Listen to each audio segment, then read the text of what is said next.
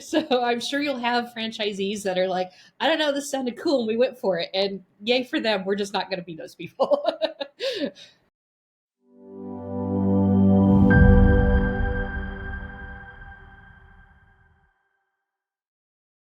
I'm Amanda Eberts, and I am responsible for the backend operations for our new franchise assisted living locators in Seattle.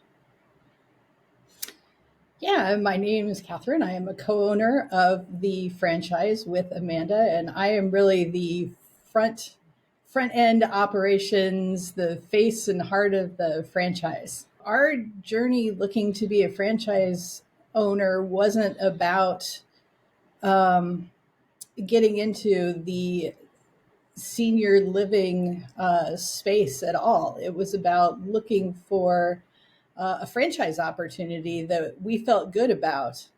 And we listened to lots and lots of different pitches from um, different places, different industries, different that were at different monetary levels, that were at different levels of owner engagement that was going to be required out the door until we landed on something that felt good to us. Prior to um, this opportunity, I hadn't actually been working full time since before COVID.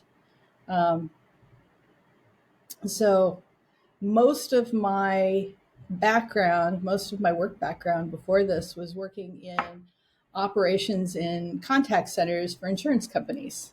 So doing forecasting and scheduling and modeling for the folks who answer phones and emails and chats at contact centers. Yeah, when we first were considering a franchise, because honestly, it was a little bit of going outside of our comfort zone, looking at new perspectives, basically trying to create kind of a new thought space about what your career could look like. We'd always been in very, traditional W-2 roles where I make a resume, I go through interviews, and have a job. And so this was a big departure, and our discovery period during when we were evaluating franchises lasted honestly several months. We listened to a lot of pitch decks. I highly encourage someone to go through that process because it also gives you a keen insight to what you don't want to do. And sometimes that's actually incredibly helpful because you hadn't really deeply thought about that. But as we were kind of eliminating options and refining, what kept coming to the fore for us is that you wanted something that was very motivating in terms of I'm getting up in the morning and I'm doing this because of X. And so it really, as we started to hone in on our why, it became very centered on is there a business out there where we can make a good living and still actually help people? That shouldn't be impossible, but it can actually feel that way. And so that's how we ended on assisted living locators. Is that my background for several years? I worked in nonprofit biotech, and even now I'm working at a startup, but it's making healthcare tech for community-based midwives. So it's always had a little bit of an altruistic bent, and so this was very much aligned with the kind of work that we'd both been interested in throughout our careers. It's a scary transition for sure. Um, I was raised in a household by two people who owned their own business. Both my mother and my father were business owners, and so I was not a stranger to what that looks like. Um, but I tell you, what it looks like is you're not working 8 to 5 Monday through Friday. You are working when your customers expect you to be there and when you've got time to get the work done, which sometimes that's 9 o'clock at night. And that was a little scary to me, is because I really liked having an 8 to 5 job where I didn't have to work on weekends like I watched my parents do the whole time I was growing up.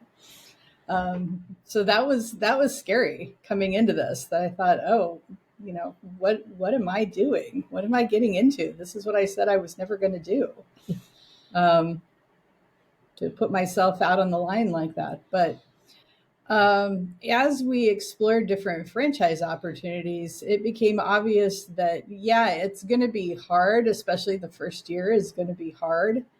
but it doesn't always have to be like that. And once you find your rhythm and build your client base, you have a lot more control over your own time than you did before, um, and a lot more flexibility in your schedule than you did before.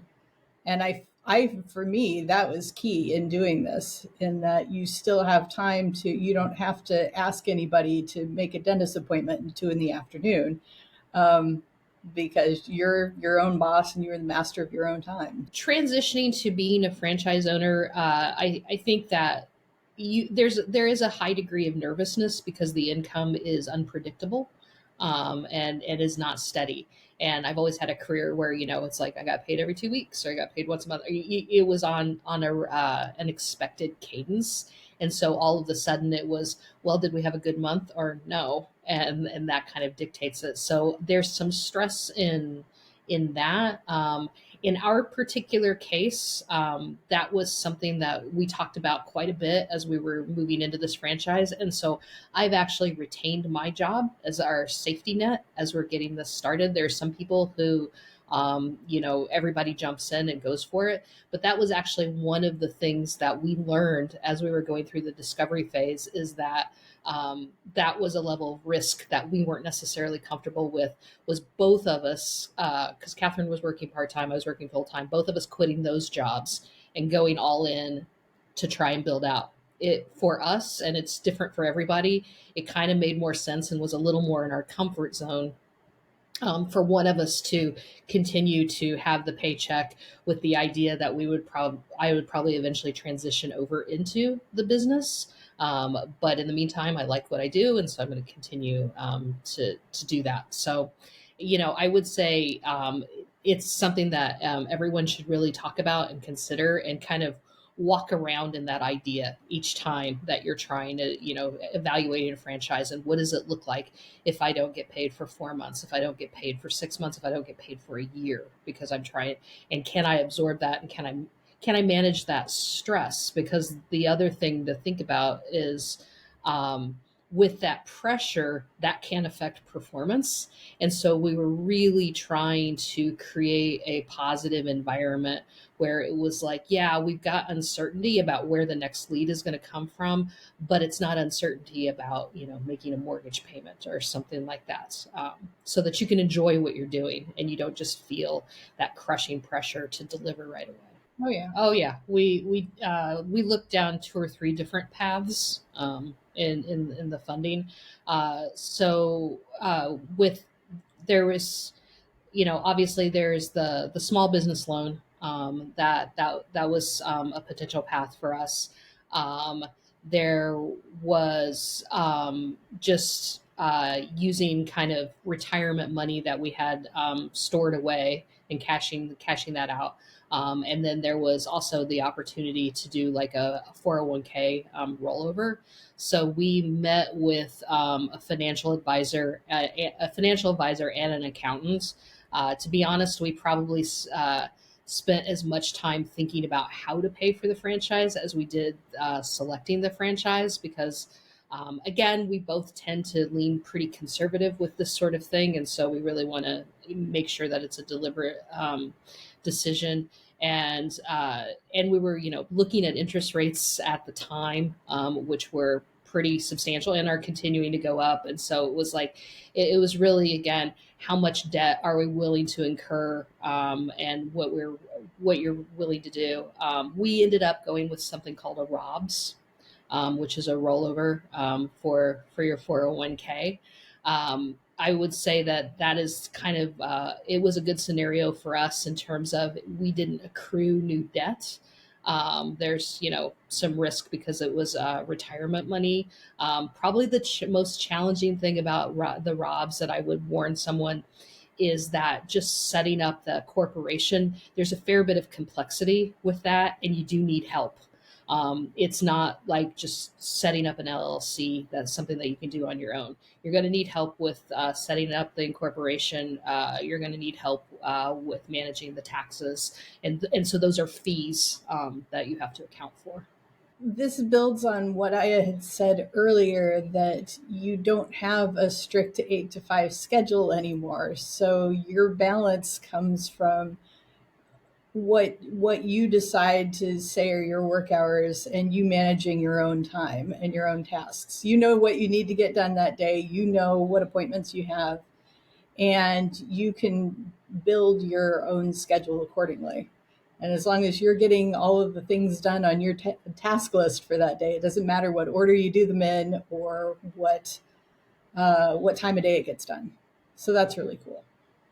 Not all business opportunities are like that. I know some of them are much more service oriented, and so you're going to have a more strict schedule. So it's something to consider when you're looking at franchises. I think being a business owner, you have to come in with certain skills that can't be taught. Resilience is probably the biggest one. Is that you do just have to have a little bit of stubbornness about making it work. But everything else, you'll learn what you need to learn. Obviously, I didn't know a lot about senior living. But there's, and Catherine can speak to this in more detail, there's a huge network of people out there that are very willing to share information and connect with you. And so I think that just being open to new information, education, and showing a little bit of curiosity is the info will flow. I mean, people want to tell you about what they do. Uh, and so, if you're just willing to listen and engage, that would be my recommendation, because we've learned a ton, and it's both uh, professionally applicable, but most of us have aging parents, aging grandparents, and so I've actually taken an active interest from a personal point of view, because we know that there are decisions on the horizon for us, and feel so much more equipped to evaluate and help our loved ones than we did 6 months ago. And that's actually a real gift. One of the best surprises about doing this work is the networking, which I will tell you is also the thing I was dreading the most. I am absolutely an introvert, 100%. I'm like, what do you mean I have to go out and just talk to people and drop in on them? But at least in this industry, everybody is so willing and happy to talk to you and willing to share information and ideas. And I have met a whole new group of people that I wouldn't have known in our community, and have learned all kinds of things outside uh, the specific work that we're doing. Just because I'm making these new connections, new community connections, and you learn about new places and new events going on in the community, and you start to meet people that are just really fun people to hang out with. Which that was, as a franchisee, really unexpected. I didn't think I was going to have something that felt like colleagues, but I do. They're just not colleagues in the way that it's the person sitting in the cubicle next to you. It's, you have to kind of go out and find them. But once you do, there's a really rich network of people out there that are doing work similar to you, that are sort of adjacent to the work you're doing. And and so I'm talking to them all the time about ways that we can help each other. Um, and it's fun, and it was definitely unexpected to meet a group of fun people to work with. We started this 6 months ago, and I feel like we've just started. We're not anywhere near where we eventually want to be. But I will tell you that in our discovery process, we talked to other franchisees with this company across the country, and they all told us that's what it was going to be like. They said the first year is really hard. This is not a business that is easy to get going right out of the gate. You got to put the work in, you got to network and get yourself out there and make sure people know who you are. And it takes a while. And that's where we are right now. Is we're in that putting yourself out there and making sure people know who you are phase. that was the maybe the scariest part of the specific franchise that we chose, is that we heard over and over again, it is a slow ramp to get started. It's the first year is really hard. But it was great that every franchisee told us that. So they were really honest with us, and doing that discovery process, that when you're thinking about buying into it, if you've got a good franchise, what they do is give you a list of other franchisees for you to call and have individual conversations with them, and corporate stays out of it. So those people can tell you whatever they want, and they're very honest with you, and you can ask them about um, what the first year felt like, and cash flow and all of those things, and they'll tell you.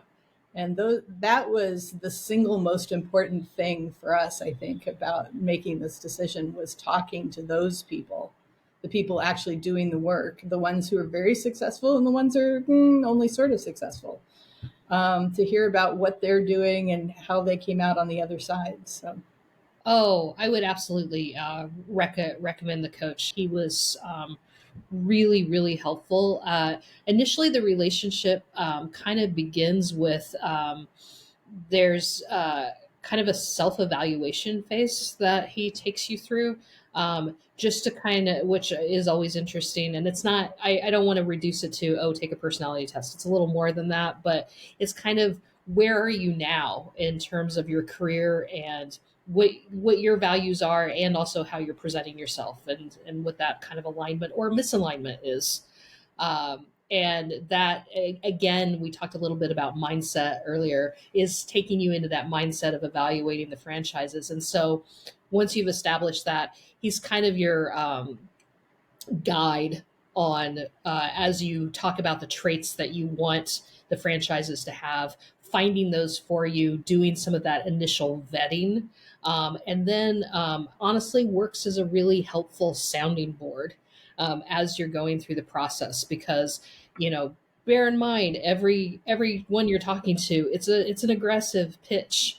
I mean, you'll get off the phone and you're like, yeah, this is what I want to do. And then half an hour later, you're like, no, that's not actually what I want to do. Uh, but I mean, that's their job, is to sell. So to have someone that is just there for you to find success, but doesn't care what your path is actually incredibly helpful. And it's just the right amount of distance, in terms of, he's not personally invested in anything that you're doing, but is knowledgeable about everything you're doing. And so that is an incredibly helpful voice to have as you're going through the process.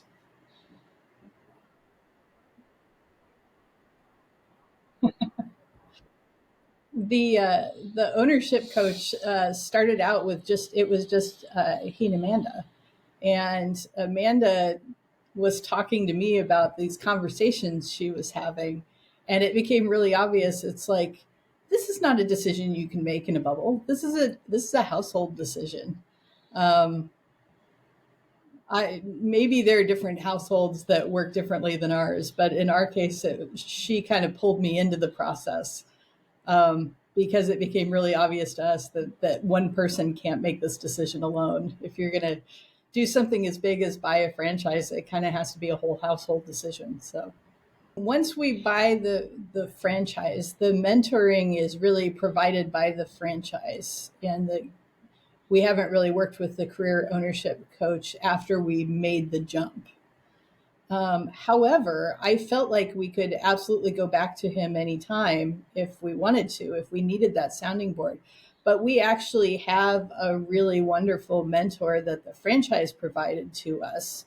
And she and I have a scheduled call every week.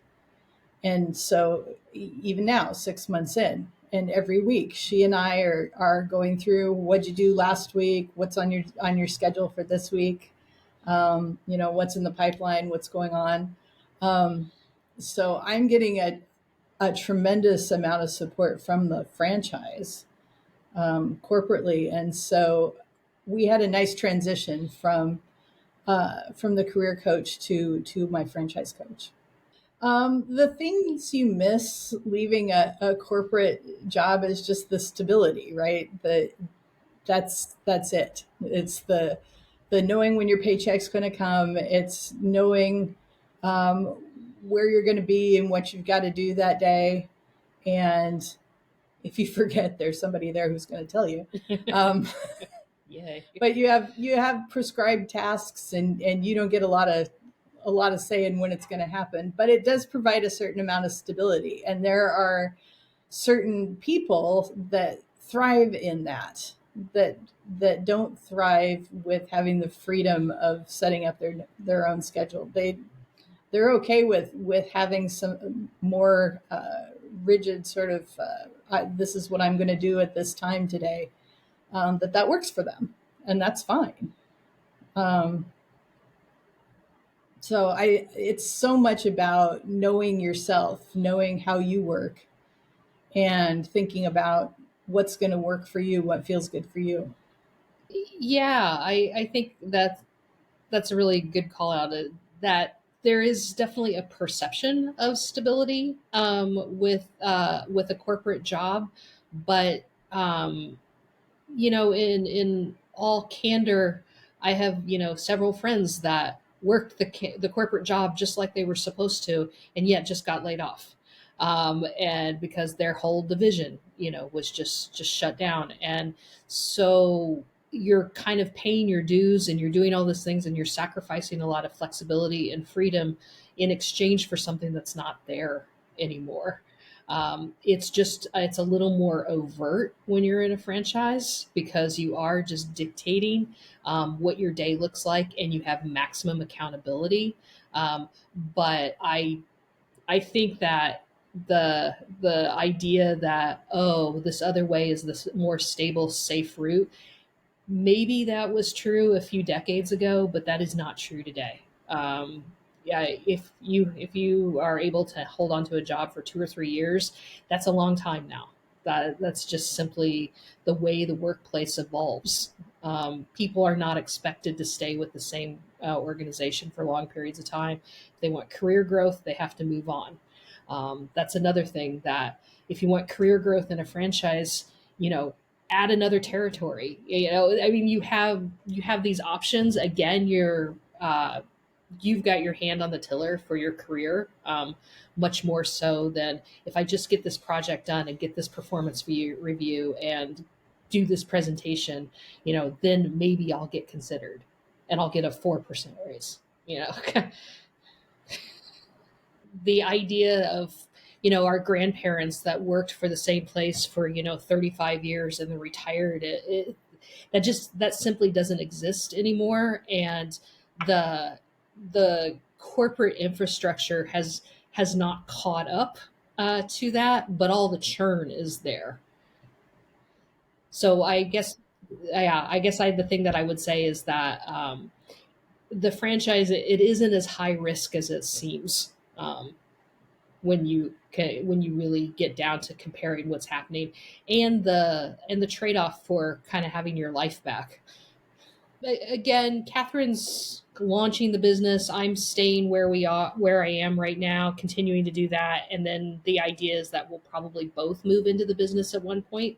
So it just feels like a naturally progressing next chapter, for us. Yeah. And the other thing is that it's something that we can do together. We would also have the flexibility to hire someone and become kind of a part-time ownership. So I think what it does for our long-term horizon is give us a few more options. And that's really what we were looking for. Is obviously we want financial stability, but we didn't want financial stability at the cost of you got to keep grinding, and so that you're not able to spend some time together. And so we were trying to look for ways that if we built this business now, could we continue to earn from it, but maybe at some point step back a little bit and hire people, and then but it's still a revenue source for us. Um, uh, it's so Boolean. If you have a corporate job, it's on or it's off, and that's all you can do. And so this was a way for us to kind of um, be on the work spectrum, I guess is kind of how. And so that's I think that's kind of the outlook that we have for it. It's also a very strange job in that aging gives us credibility. Um, because of the clientele that you're working with. And so we can do it well into life, as long as we're feeling okay and our health is holding up, because you're working with seniors and they're going to be fine working with other seniors. And so that's just sort of an interesting twist to it. That's kind of not their business model, but bringing us in together is what made buying into a franchise make sense. Um, and we have met folks who are part of a couple that one of them completely runs the franchise and the other one is not involved in it at all. So maybe that works for some people, but that, oh my gosh, was not going to ever work for us. It might seem scarier as an introvert to move into franchise ownership because you are so much driving your own world and you are the face of the business. What I would tell somebody who is sitting back there having that kind of doubt, is that you absolutely can do this and you have your own superpower. It's just going to be different than your extrovert trainer, and you have to take what they say with a grain of salt because the way that an introvert makes human connection is different than the way an extrovert does. You can still absolutely do this, but you got to know yourself when you're moving into this and know what your power is, and just don't doubt that. What I would say is trust the discovery process and yourself in it. uh, get used to saying no. Don't feel bad if you don't like that franchise. I'm really good at writing breakup emails now. Thanks so much for all your time and your interest. It was great meeting, blah, blah, blah, blah. Yeah. But you shouldn't listen to yourself and don't get pushed into anything and don't put yourself on a clock. Don't say in 60 days I will have determined the optimal franchise for it. Maybe it takes you 90 days, maybe it takes you 30, maybe it takes you 6 months. It's fine. Yeah.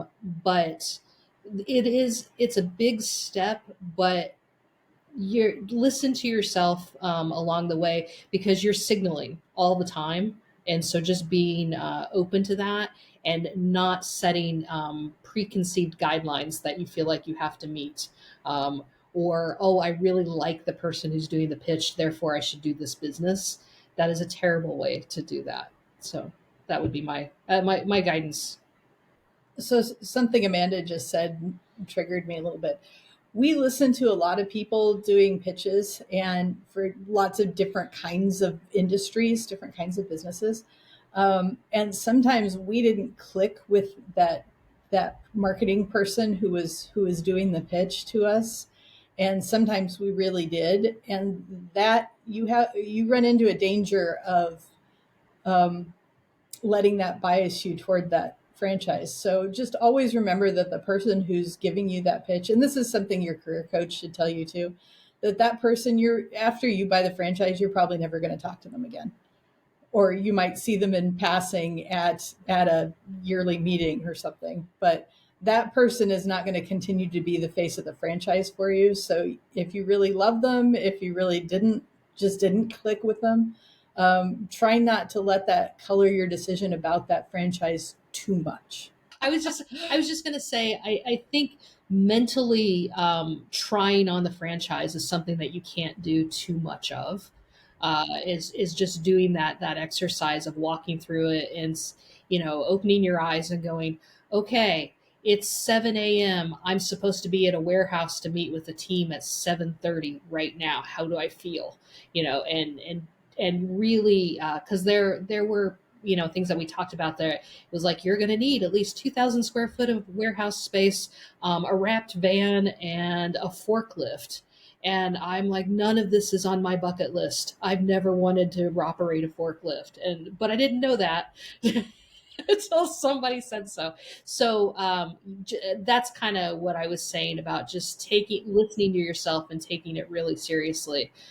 If the thought of going to meet with your team, early in the morning to get them going kind of grosses you out, then this is not a good franchise for you. For example, the forklift thing, when we went back to Alan and we're like, well, this it has a when you look at the numbers of the business model, it looks robust and it looks like we could, get established pretty quickly. Here are the things that are worrying us. And so he very rightfully so, he's like, so it sounds like you don't like anything about this job other than, it has a good financial picture. And I'm like, yeah, yeah, that's right. And so it's just someone to kind of sum that up and shine that light for you to be like, right, I don't want to do this. But you can get a little blinded by like, oh, it's relatively low startup capital. It's this, it's that, and then you start um, making you start rationalizing things, and then suddenly you're like, wait, no, I really don't want to do this. And so having a coach that knows you well enough to be able to say, are you sure, Right. is invaluable. Right. And then your coach can take those things and say, okay, so I'm not going to bring you any more ideas for franchises that have this XYZ component that you just told me that you're not real crazy about. So they're really great about narrowing down what you've figured out you don't want, and so taking that out of the mix, and so bringing you things that don't include that component.